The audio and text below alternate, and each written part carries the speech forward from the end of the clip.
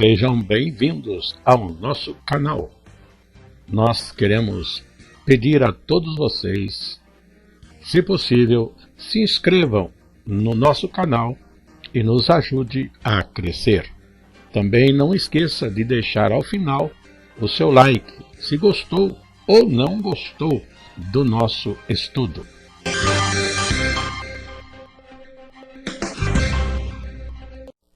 O programa a seguir é de inteira responsabilidade de seus idealizadores e apresentadores.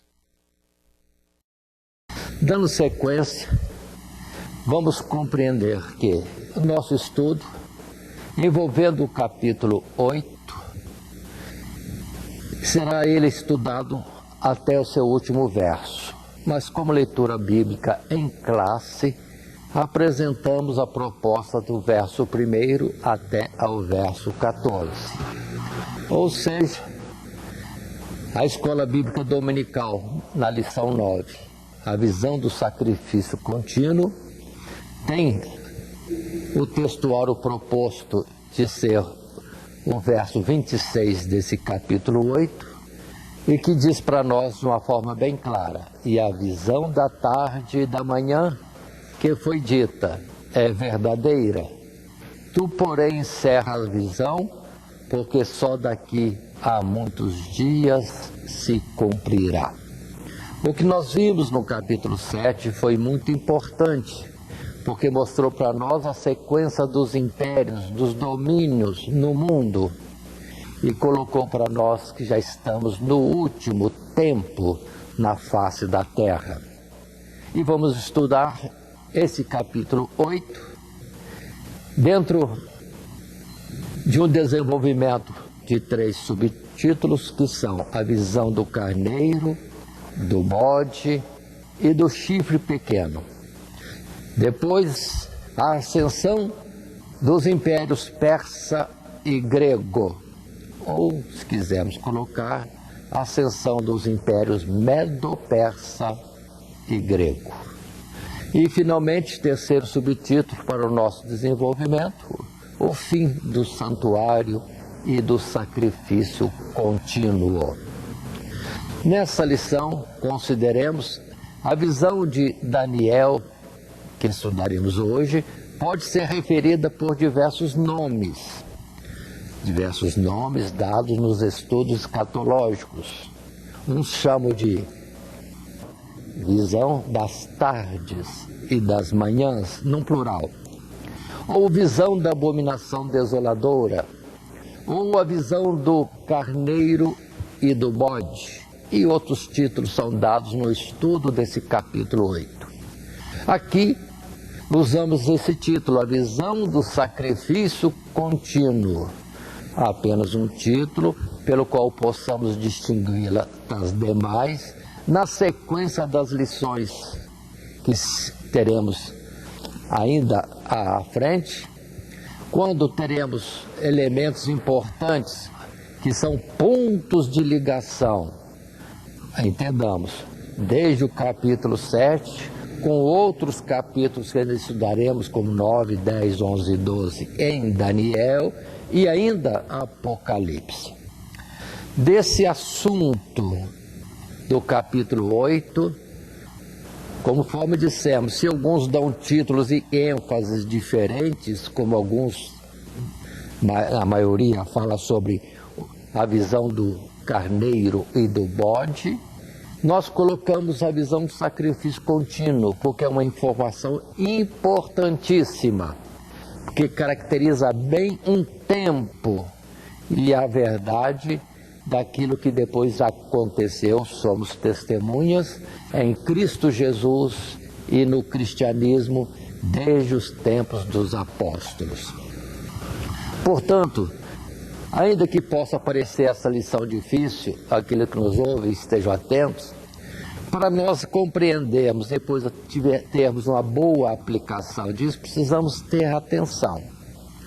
Para nós agora não é muito importante o bode, o carneiro, nem o que significam, mas entender que Deus está à frente de tudo e determina tudo e tem o seu tempo de vitória e de fazer cessar todo o mal e de recompensar aqueles que são dele, que através dos séculos vão sofrendo coisas tremendas e parece que Deus está alheio, mas Deus não se preocupa com isso, porque Deus é todo poderoso, porque não é na morte física que terminam as coisas, porque há uma ressurreição prometida para o último dia, quando então tudo será clareado e quem fez o bem receberá recompensa, quem fez o mal definitivamente terá também a sua condenação. Na sequência nossa, consideremos, temos como leitura bíblica, nesse capítulo 8, os versos de 1 a 14, mas vamos estudar todo o capítulo, temos dito. Mas a leitura bíblica, como também os demais versículos, estaremos apresentando devagar na nossa sequência. Assim, observem, ainda como parte dessa introdução nossa, verso 1 e 2 dizem para nós: no ano terceiro do reinado do rei Belsazar, apareceu-me uma visão a mim, Daniel, depois daquela que me apareceu no princípio. E vi na visão acontecendo, quando vi que eu estava na cidadela de Suzã, na província de Elão. Vi, pois, na visão que eu estava junto ao rio Ulai. E levantei os meus olhos e vi. Portanto, para entendermos, aqueles que são estudiosos e dão importância aos detalhes, consideremos que Daniel ainda está no Império Caldeu nesta oportunidade. Sim, ainda era reinado de Belsazar, era o seu terceiro reino. E Daniel, servindo ao reino, estava na cidadela de Suzã. Sim, lá mais ao oriente, na região da Mesopotâmia. E ele teve uma visão junto ao rio Ulai. E a sequência será a descrição desta visão e também a explicação daquilo que era mostrado a Daniel. Aqui, nos primeiros subtítulos, consideremos a visão do carneiro, do bode e do chifre pequeno. Fatos que vamos estar analisando daqui a pouco, numa primeira apresentação, no primeiro subtítulo.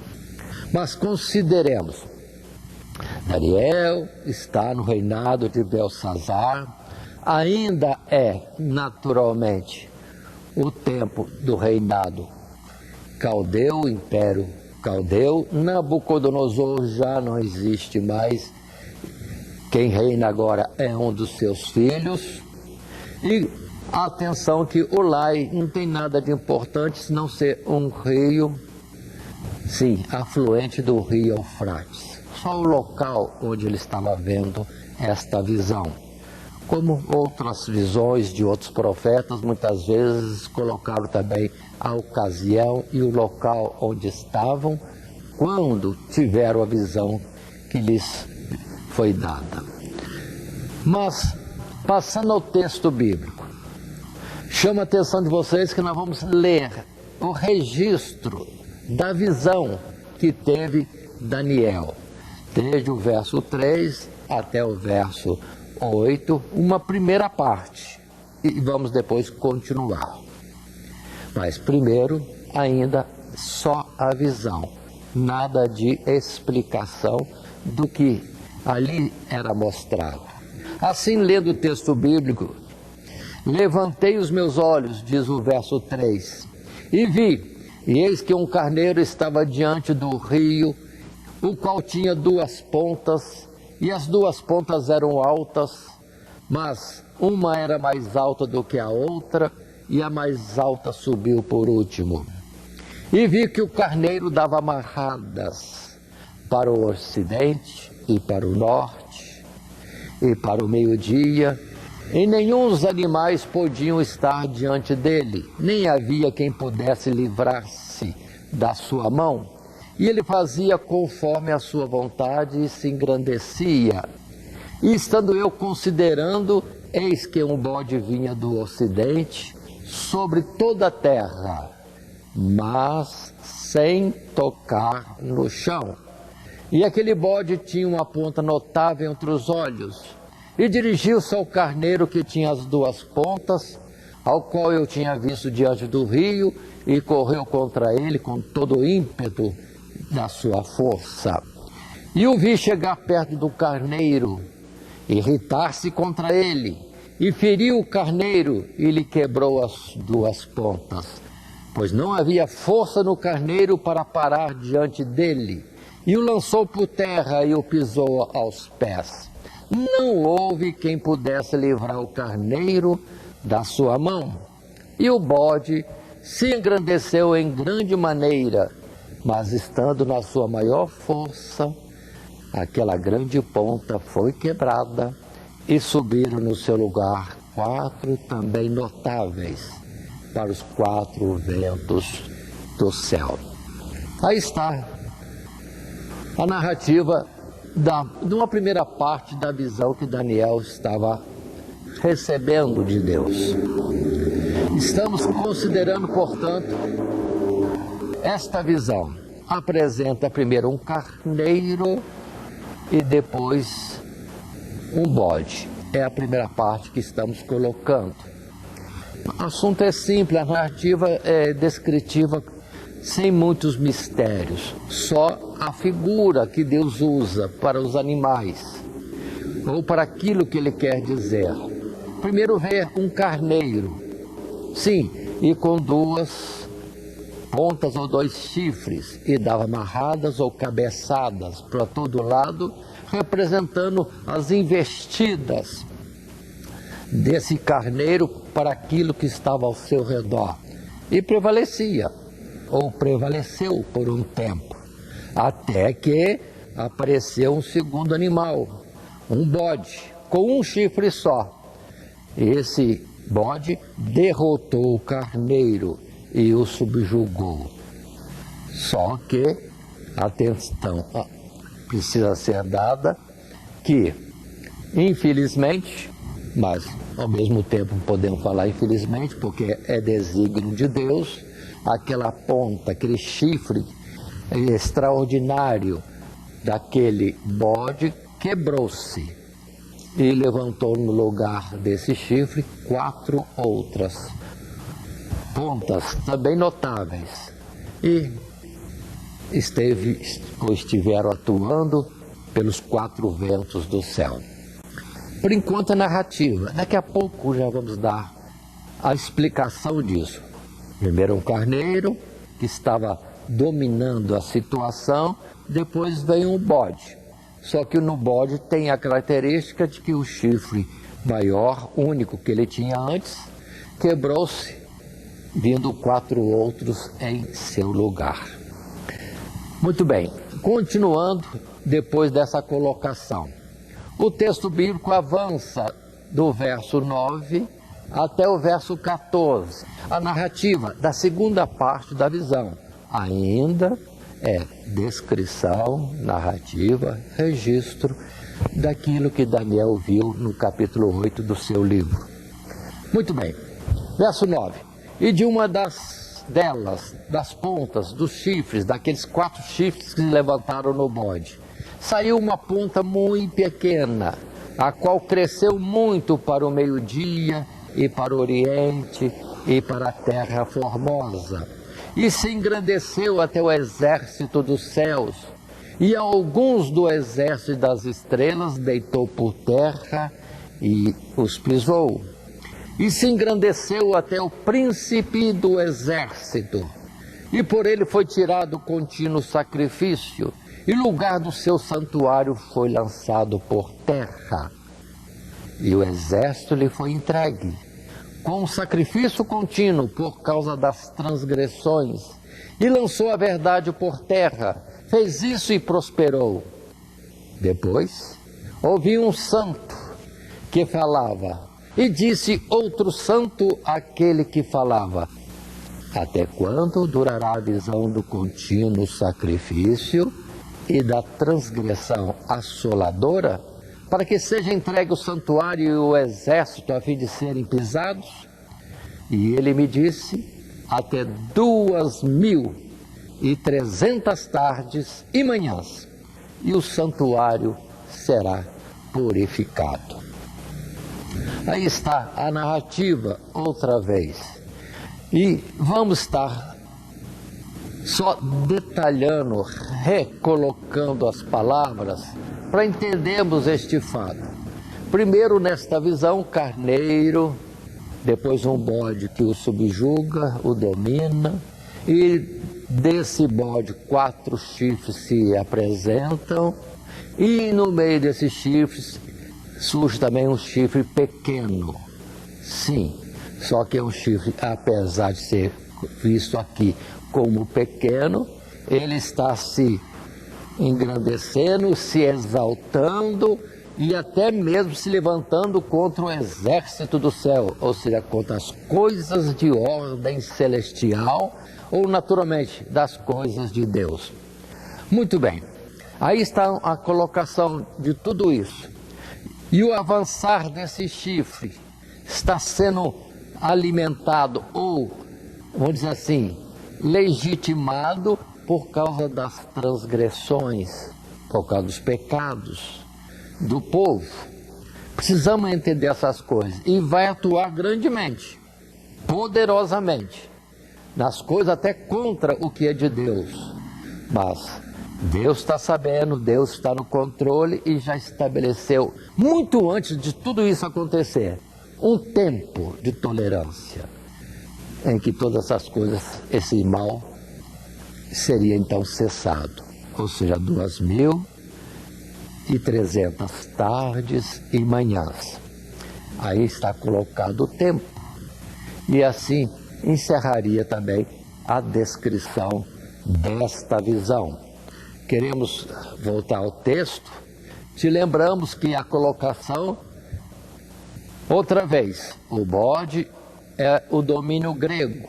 O seu primeiro chifre vai ser colocado daqui a pouco, falando assim, adiantando, por causa das coisas que acontecem. Ou seja, tudo o que estaria acontecendo resume-se, e o destaque principal da nossa lição de hoje, fora os detalhezinhos aqui e ali, para quem gosta de saber todas as coisas nos seus pormenores, vamos entender, o exército de Deus ser ferido, ou seja, as coisas de Deus serem de alguma forma confrontadas e estarem como sendo colocadas por terra, por alguma coisa que é insignificante, um chifre pequeno de um poder que existia ou que veio a existir, que hoje é passado e no tempo de Daniel ainda seria um futuro. Mas tudo isso coloca um tempo. Deus tem controle de tudo, está nas suas mãos todas as coisas. Muito bem, na sequência entramos sim no segundo subtítulo. Vamos continuar nosso desenvolvimento da lição, agora com a colocação nesse subtítulo dos termos a ascensão dos impérios persa e grego, já sendo então a explicação ou a interpretação daquilo que foi mostrado a Daniel. Verso 15 e 16 são importantes porque colocam aquela natureza de que no próprio momento da visão há um questionamento sobre o que é isso tudo. Verso 15, e leio a partir daí, diz: E aconteceu que, havendo eu, Daniel, visto a visão, busquei entendê-la, e eis que se me apresentou diante como uma semelhança de homem. E ouvi uma voz de homem nas margens do Ulai, o qual gritou e disse: Gabriel, dá a entender a este a visão. E veio perto de onde eu estava. E vindo ele, fiquei assombrado, e caí sobre o meu rosto. Mas ele me disse: entende, filho do homem, porque esta visão se realizará no fim do tempo. E estando ele falando comigo, caí com o meu rosto em terra, adormecido. Ele, pois, me tocou e me fez estar em pé. E disse: eis que te farei saber o que há de acontecer no último tempo da ira, porque ela se exercerá no determinado tempo do fim. Aquele carneiro que viste com duas pontas são os reis da Média e da Pérsia. Mas o bode peludo é o rei da Grécia, e a ponta grande que tinha entre os olhos é o rei primeiro. O tecido quebrada, levantando-se 4 em lugar dela, significa que 4 reinos se levantarão da mesma nação, mas não com a força dela. Portanto, consideremos aqueles que estão nos acompanhando neste estudo, professores da Escola Bíblica Dominical, que depois estarão ministrando isto. Agora, no capítulo 8, esses versos que aqui temos colocado, 15, 16, 17, até mesmo o 18, simplesmente mostra o impacto de Daniel ao ver seres celestiais que ali também se apresentaram, um deles parecendo como o Filho do Homem. Atente para esse particular, ou seja, a presença de Jesus já lá atrás, no tempo de Daniel, e ele conversando com outros seres angelicais, para que no final, um deles, Gabriel, ou o anjo Gabriel, viesse até Daniel e lhe desse a interpretação ou apresentasse o significado. Naturalmente, nessa visão, Daniel se espanta, ou seja, a visão é uma coisa muito gloriosa, tremenda, e Daniel no seu corpo não suportou o poder da presença daqueles seres, até que alguém o tocou e o pôs de pé para então poder ouvir e acompanhar a explicação, que é bem curta. Verso 19, primeiro fala, é assunto que vai acontecer no tempo último, ou último tempo, no determinado tempo do fim. Então observe mais uma vez, dentro da lição vemos muito isso, Daniel foi porta-voz de ver, ouvir, registrar, mas entendimento não era para ele mesmo, era para depois, era para o tempo do fim. Por isso essa palavra está escrita durante séculos e milênios já, para nós acompanharmos, porque é a verdade daquilo que seria o futuro sobre os seres humanos, dentro do propósito de Deus. Muito bem, e a explicação, conforme já estamos vendo, e na nossa sequência, considerando nesse subtítulo a ascensão dos impérios persa e grego, é isso que estava sendo colocado para Daniel. Se ele estava ainda no Império Caldeu, logo viria o Império Medo-Persa, sendo que o Medo, na verdade, foi um pouco menor, mas quando veio a Pérsia, houve um poder maior do Império. Os persas, ou reis persas, se apresentaram com muito maior riqueza do que o início daquele Império Medo-Persa. Mas o Império Medo-Persa chegaria ao seu final e iniciaria então a presença do domínio grego por Alexandre. Sim, Alexandre o Macedônico, primeiro rei, e que na verdade estaria comandando todas as suas tropas, vencendo, dominando os medo-persas. Mas Alexandre, na verdade, morreria rápido, sem deixar descendentes, detalhe colocado nas Sagradas Escrituras, se não aqui, mais à frente vai ser falado isso, e porque, então, temos a confirmação de que o reino não se passou a um sucessor, mas subdividiu-se por 4, os 4 generais sob o seu comando. Isso é importante. Até coisas Deus às vezes fala. Observe que o bode era como quem voava, ou seja, o Império Grego foi rápido demais. Ou seja, Alexandre, com poucos anos, ainda com todo o vigor da sua idade ainda, vamos dizer assim, no seu início de vida, partiu para todas as regiões contra o Império Persa, ou Medo-Persa, conquistando várias batalhas que até hoje estão sendo estudadas por aqueles que querem entender alguma coisa de planejamento e outras realizações, estratégias diversas, mas está escrito aqui, é Deus que deu. Deus falou antes que os gregos seriam assim, é Deus que capacitou. E Alexandre, com poucos anos, sem parar, ou seja, não pisava a terra, não dominava a terra, passava simplesmente conquistando, até chegar no extremo, lá do outro lado no Pacífico, conquistando a Índia também. Pronto. E aí, conquistado toda a terra, morreu e o império é, então, subdividido. Esta é a colocação primeira que nós temos de interpretação. Vamos repetir? A visão, um carneiro e depois um bode. O carneiro, o Império Medo-Persa, no final com os reis persas, e depois o grego, conquistando, dominando o Império Medo-Persa, através do seu grande rei, que foi Alexandre.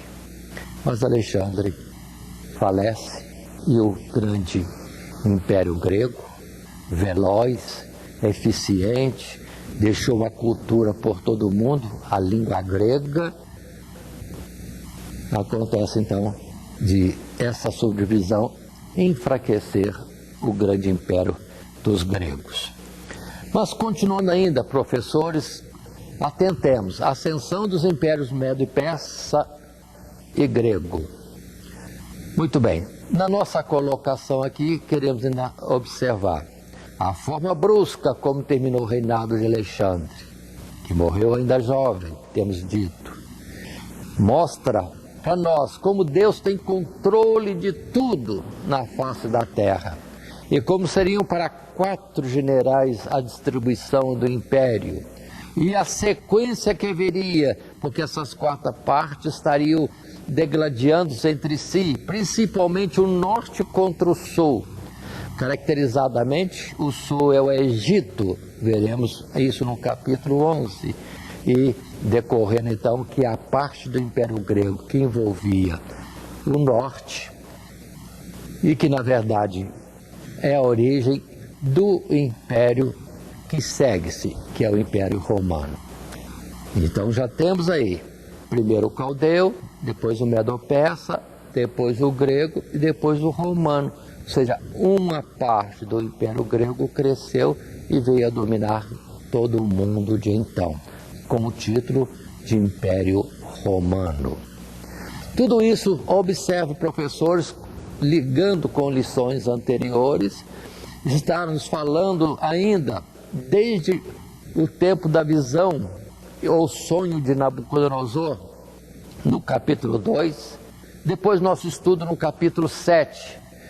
É importante considerarmos isso, porque liga-se com assuntos passados, informações anteriores e projeta para a frente aquilo que Deus tinha determinado que aconteceria sobre o mundo.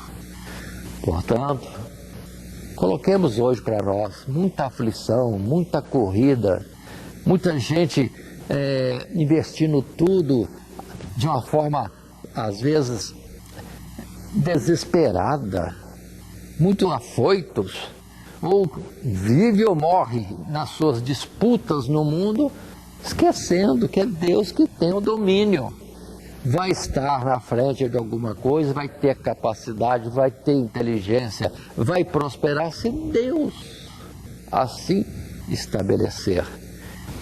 Pelo que o convite de Isaías profeta, quando disse: no estarmos quietos está a nossa segurança, é uma lição que já podemos tirar disso mesmo.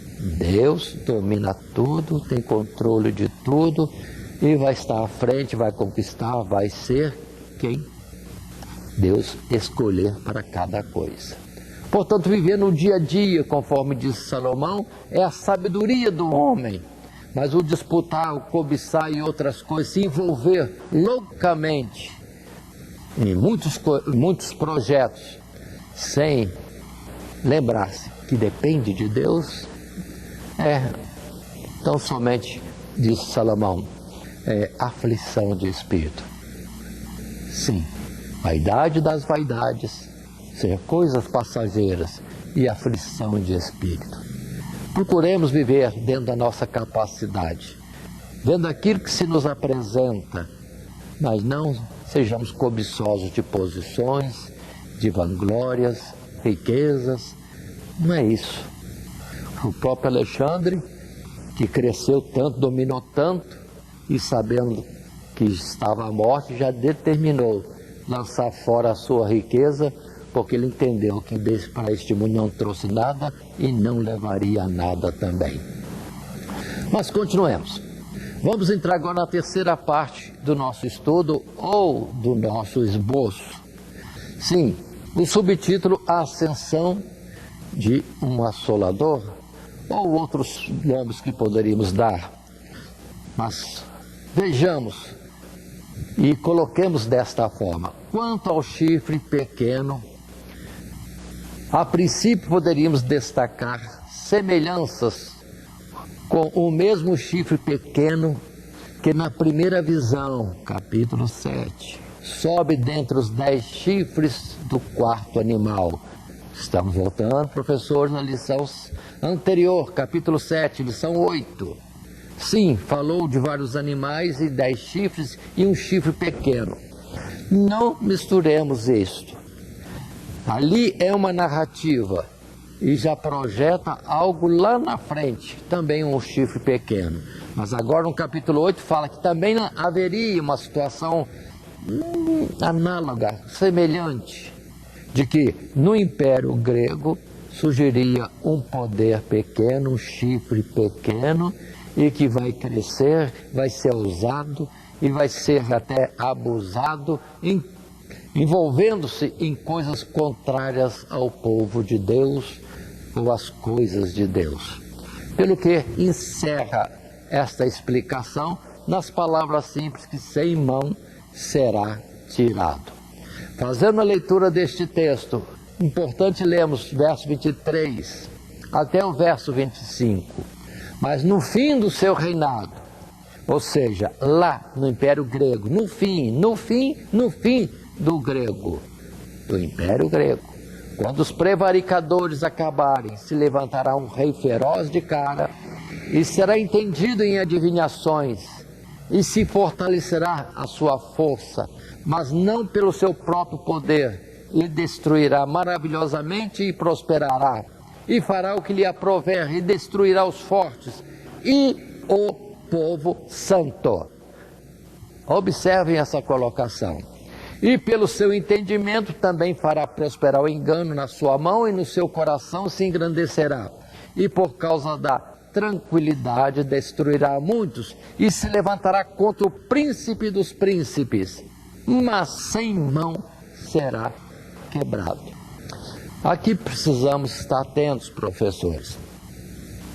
A palavra falou do domínio medo-persa, do grego, da subdivisão desse grego. Depois no final da Grécia, vai surgir uma ponta pequena, um poder pequeno que vai crescer grandiosamente e vai se envolver contra aquilo que é santo, o povo santo. Povo santo, na linguagem figurada, significa os que são de Deus, que naquela época representava pela nação de Israel, a cidade de Jerusalém, chamada Cidade de Deus, o templo que ali estava, chamado Templo de Deus, e etc.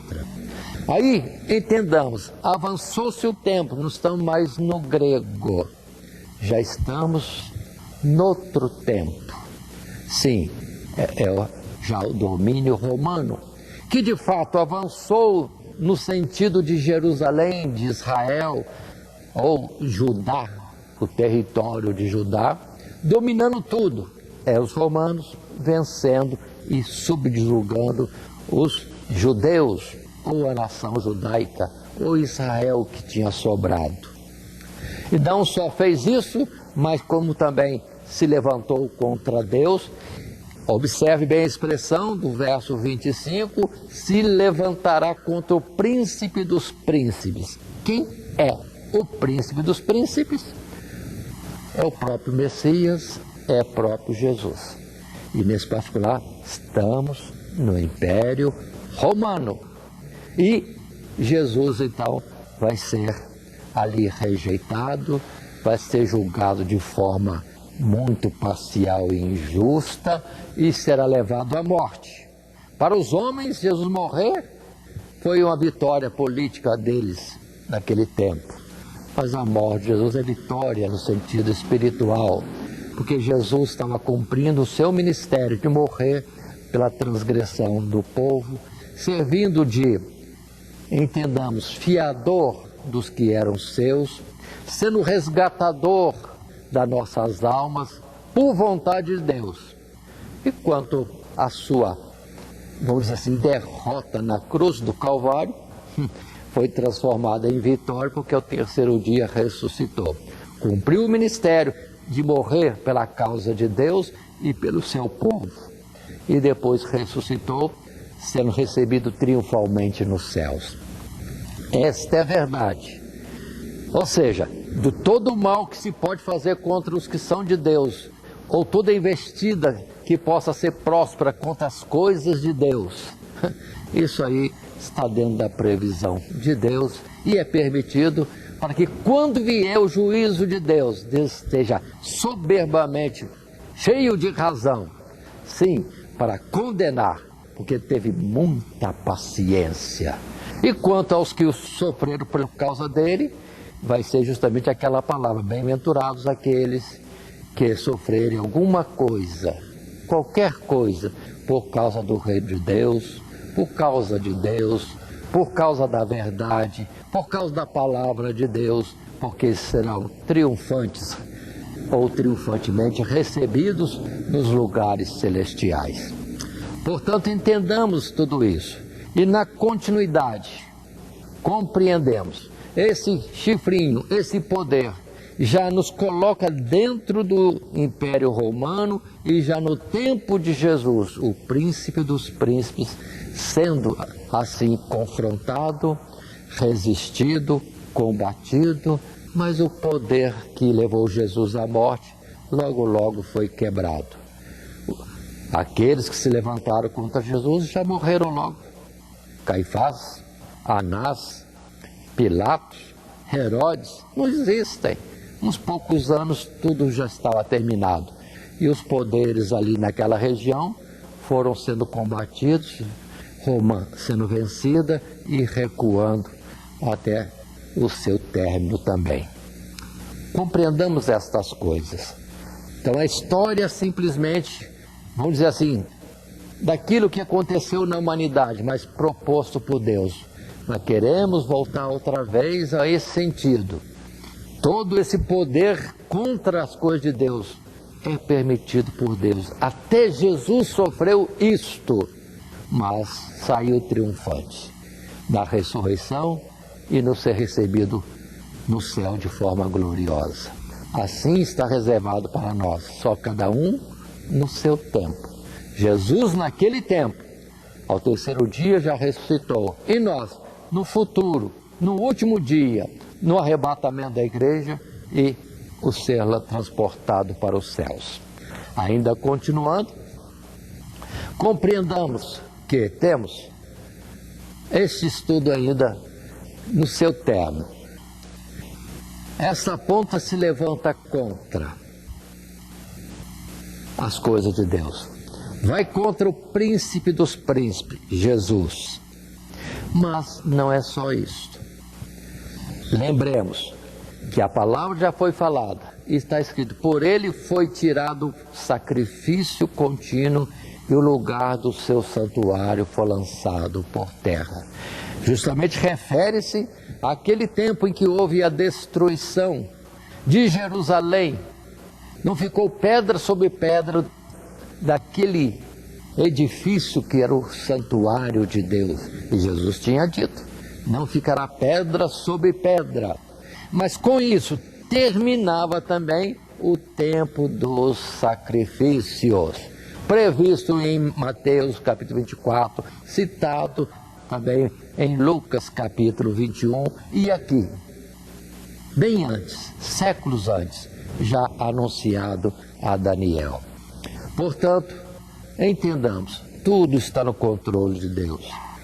A citação que foi feita na visão refere-se a 400, 500 anos antes de Jesus vir. Observe o domínio de Deus, o seu poder. Portanto, está escrito em Mateus, como noutras palavras das Escrituras e do Novo Testamento: tudo quanto aconteceu era para cumprir o que estava já predito por Jesus. Isto quando ele já falava nos tempos passados pelos profetas. Jesus não é aquele que começou a existir a partir do nascimento, vindo através do ventre de Maria. Não. Jesus já está na visão do capítulo 8 como o Filho do Homem, glorioso, tão glorioso que Daniel se impactou e veio como que desmaiar, perder os sentidos pela glória da visão. Deus é muito além do que nós possamos imaginar. Mas consideremos bem, muitos poderes se levantam na terra, chifres pequenos, para se levantar contra as coisas de Deus, fazendo injustiças também no mundo, mas todos terminam. Por isso que em João está escrito que ouviu-se falar que vem o anticristo, mas muitos já se têm feito anticristo. Isso cada um na sua geração, desde os tempos mais antigos. Assim, foi Herodes o primeiro que quis matar Jesus, destruindo as crianças na cidade de Belém. Depois outro Herodes, seu sucessor, que foi mesmo aquele que esteve no julgamento de Jesus. E através do tempo, muitos se levantaram. Portanto, esse assunto de anticristo já existe desde os tempos mais antigos. Por isso que João também disse: ouviste que veio o anticristo e eis que já está no meio de vós. Portanto, compreendamos isso. Mas continuando, a Escritura traz mais alguma informação e é esta. 26 é o verso e diz: e a visão da tarde e da manhã que foi dita é verdadeira. Tu, porém, cerra a visão, porque só daqui a muitos dias se cumprirá. E eu, Daniel, enfraqueci e estive enfermo alguns dias. Então levantei-me e tratei do negócio do rei e espantei-me acerca da visão e não havia quem a entendesse. Aqui encerra o registro bíblico. Observem, estamos já na plenitude do tempo, porque a revelação fala que aquela ponta se levantaria contra o príncipe dos príncipes já no fim dos tempos. Ou seja, o fim dos tempos não é hoje e nem será daqui a pouco. Os fins do tempo, na visão e colocação de Deus, é desde que Cristo Jesus foi revelado ao mundo. O que de Deus tinha que se cumprir e que era o principal, era o Messias chegar e cumprir o seu ministério. Portanto, está escrito, e Paulo disse, na plenitude dos tempos, Deus enviou o seu Filho. Então, isso aconteceu 2000 anos atrás. Ou seja, desde 2000 anos atrás, para Deus, é a plenitude dos tempos, o fim dos tempos. E é tempo de nós compreendermos essas escrituras e aplicarmos na nossa vida. Hoje é importante o Império Caldeu, para nós já passou. É importante o medo-persa? Também não, já passou. É importante o grego? Também não, já passou. Ainda que coisas do passado, diz a Escritura, que voltariam, e isso é estudado em Apocalipse. Muito bem, mas vejamos, o que é importante para nós nessa lição? De que estamos no fim e Deus tem controle de tudo. Muitos questionam, e as 2.300 tardes e manhãs? Não é explicado em lugar nenhum. Não é explicado, mas vamos entender o que para nós é algo já e que podemos ousar falar. O tempo está no controle de Deus. O mal opera um tempo debaixo do controle de Deus. Pronto. Assim é para a nossa vida também hoje. Mas, dando sequência à nossa lição, concluamos, portanto, no texto que aí está apresentado na nossa tela. A visão deste capítulo apresenta maiores detalhes sobre os tempos sombrios pelos quais o povo de Deus muitas vezes precisa passar, enquanto peregrina neste mundo. Sejamos pacientes e entendamos que todas essas coisas contribuem para o bom propósito de Deus para conosco. E por fim Ele será vencedor e a nossa parte no seu reino jamais será tirada. Jesus, na verdade, sempre é vencedor e sairá de tudo isso como o vencedor. Porque até quando parece que as coisas estão perdidas, o povo de Deus está aniquilado, o que é de Deus está sendo retirado, profanado, destruído.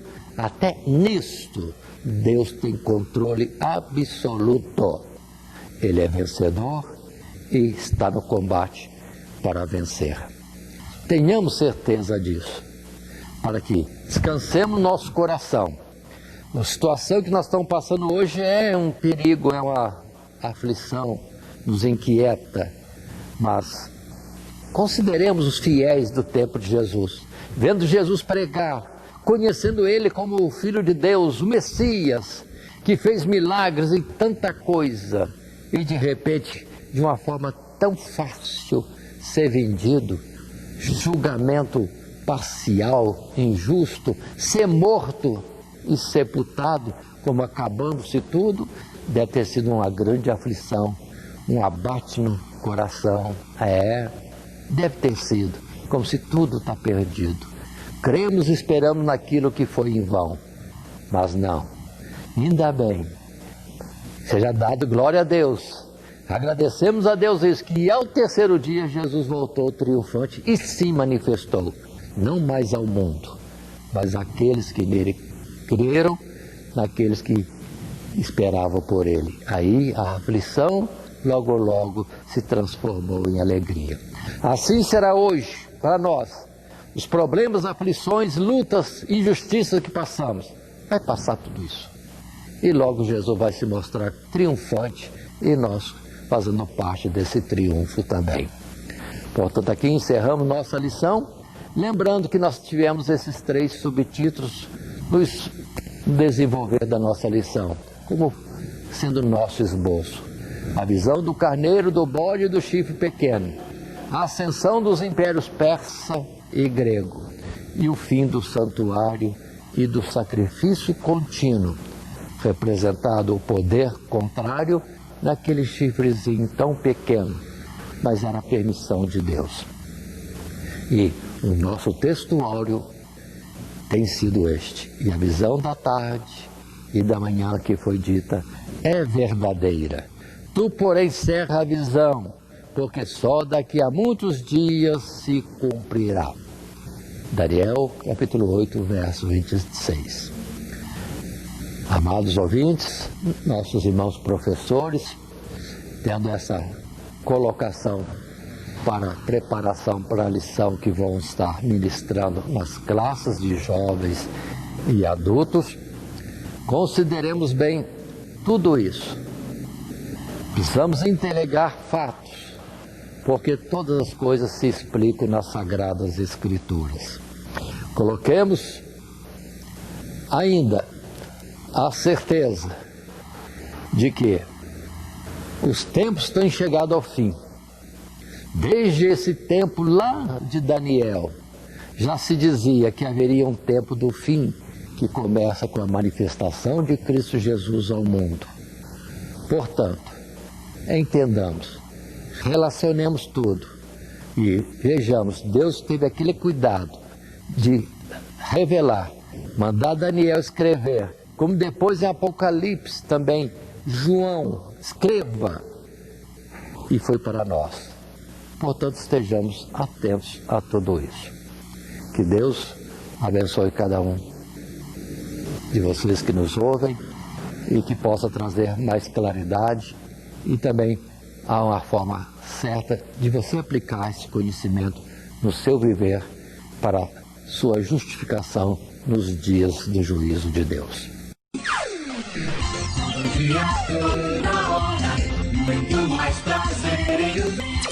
Radionet Grata Nova. Web Rádio, a qualidade que faz a diferença, cada vez mais necessária. Rede Grata Nova de Evangelização. Acesse nosso site www.horadadecisão.com.br. Hora da Decisão, tudo junto, sem acento.